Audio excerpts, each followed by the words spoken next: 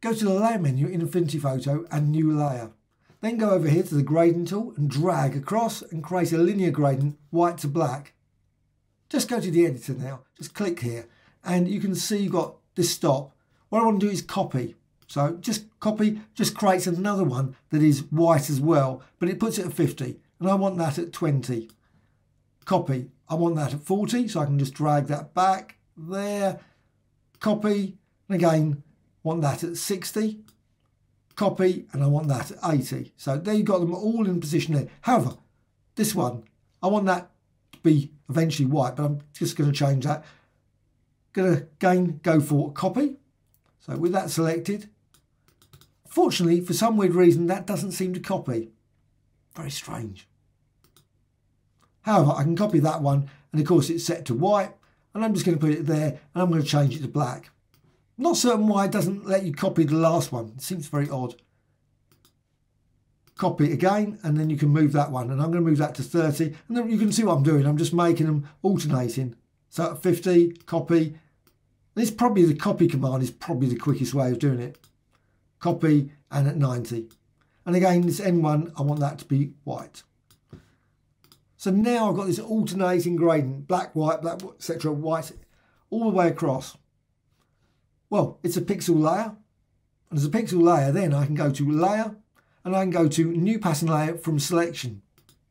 And I can create this. I just quickly go over here to the Move tool, and I can then drag this down. Now I can also set the mirror on, top left.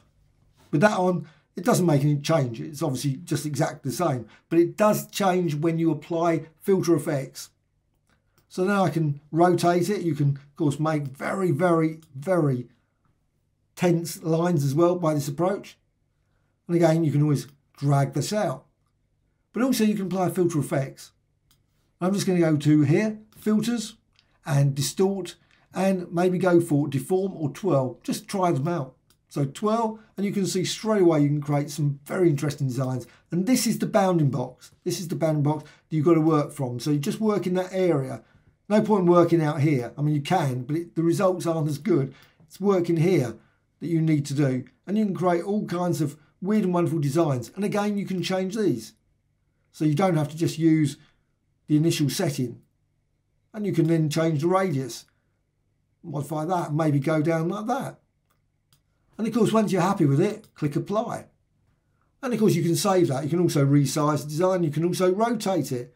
And then also, you can always try it out, repeat twirl, and you see it creates another design. Or maybe go to Filters, Distort, and then twirl again. But this time, again, remembering to work with the bounding box. That's the key thing. Work there.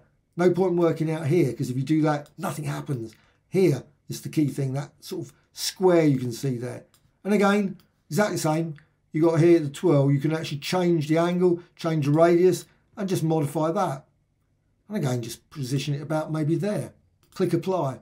And again, you can still continue to modify this. And it's a nice seamless design, so you can create a variety of different... However, you can also do other ones. So Filters, Distort, and Deform. And then you can just add some pins. And I'm just going to bring the panel over. There's not much on this panel. We're talking limited. But you can then distort it again, as long as you're working from this point here. However, you'll notice that sometimes it splits it away, so you can distort it so you get a sort of gap here and there. You might try and avoid that if you want. And again, you can distort it like that, and you can distort there as well, and you can again distort there.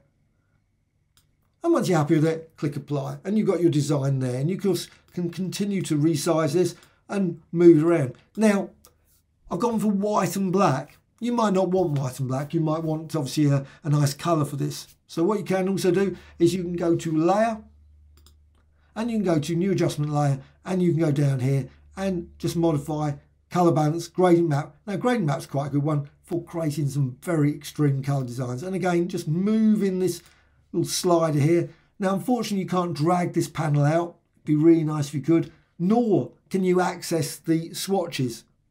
Well, you obviously can go and get the swatches, but it would be nice if you could actually save them to swatches once you've created things, or just select a selection of swatches.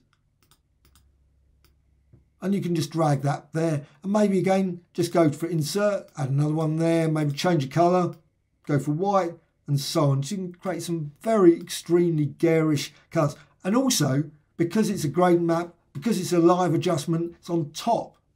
It's on top of this design. You can actually go through here, darken, multiply, colour burn, maybe darker colour, and so on. Just try those out. Close it. And you've got your design there. Super, super colourful design very quickly with that.